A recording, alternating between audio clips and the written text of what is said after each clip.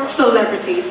Ladies and gentlemen, nobody should get to walk away from punishments when they break law, but that does not justify certain people should face the punishment more severely than others, because the punishment should fit their crime.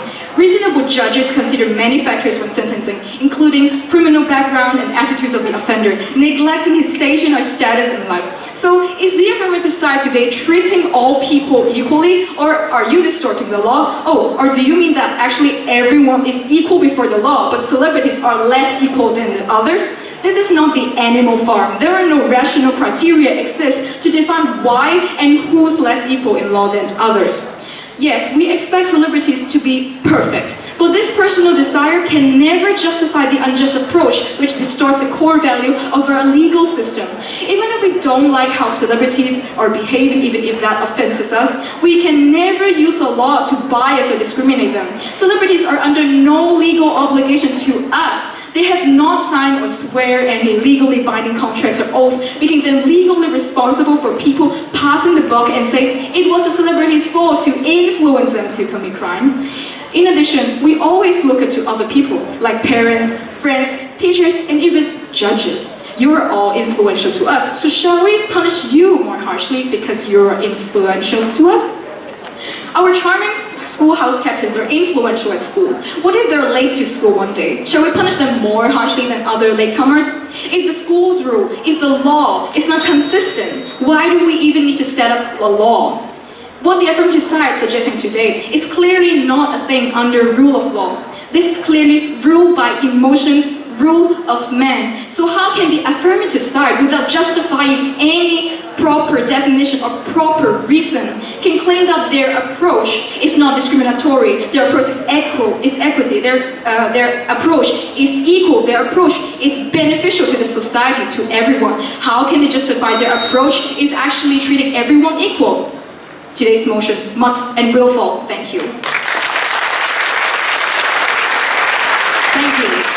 The debater has used 3 minutes 6 seconds. No point will be deducted.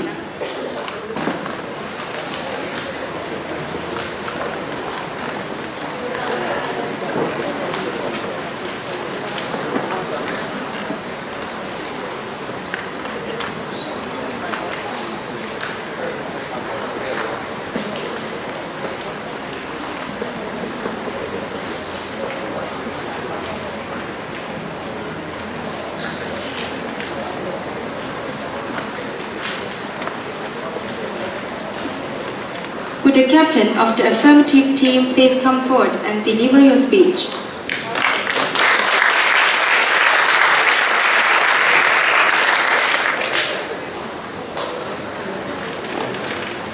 Testing.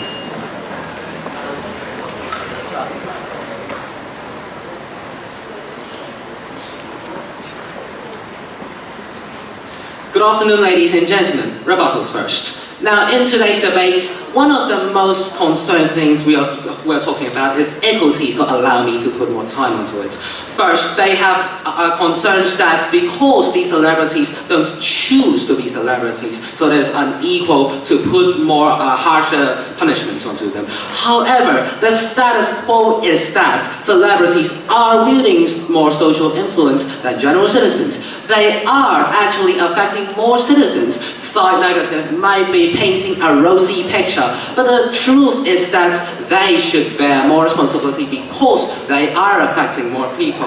And this leads to the second point of equality, because side opposition mentioned that there is no defined rigorous legal concept. We shouldn't have harsher punishments for celebrity. However, that is only the status quo, and that is what we want to advocate. We want celebrity to be an individual circumstances that we should consider, that the judge should consider, that side opposition fails to consider it. Because when the criminals are rich, they are fined more harshly. When these criminals are aged less, then they should fine less. And same with celebrities. Why can't celebrities be defined rigorously by the judge as the same right to use discretion?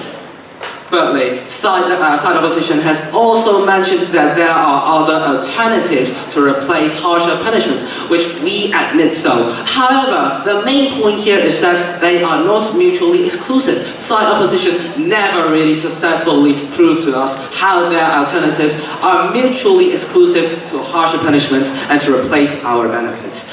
Fourth, side opposition has also claimed that these followers are very well educated, very rational, and will not be led by the celebrities. However, once again, this is their biggest downfall. They are thinking only idealistically, because the status quo is there is die-hard fans from Justin Bieber breaking into a mansion. There are fans from Snoop Dogg trying to imitate him to smoke weed illegally. No matter how side opposition tries to idolize and tries to fantasize us, the truth is that there will always be fans following the celebrities. Now to the main clash. Today's main clash, as I mentioned, is about equity, which the captain, first speaker, second speaker have all mentioned that harsher punishments will violate equity. However, as our first speaker, Eric, has already mentioned, the celebrity itself is already an identity that we should consider to be a harsher punishment.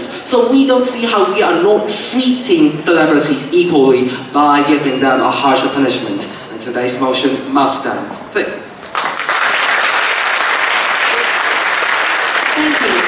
The debater has used 3 minutes 4 seconds. No point will be deducted.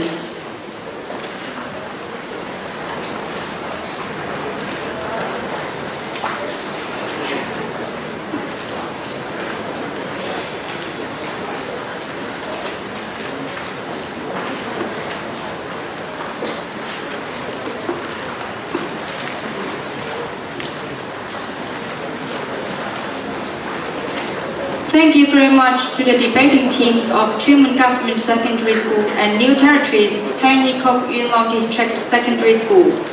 That's the end of the competition of the Straight A. To all members of the contesting teams, thank you for your effort. Now, we'll have a 10-minute short break.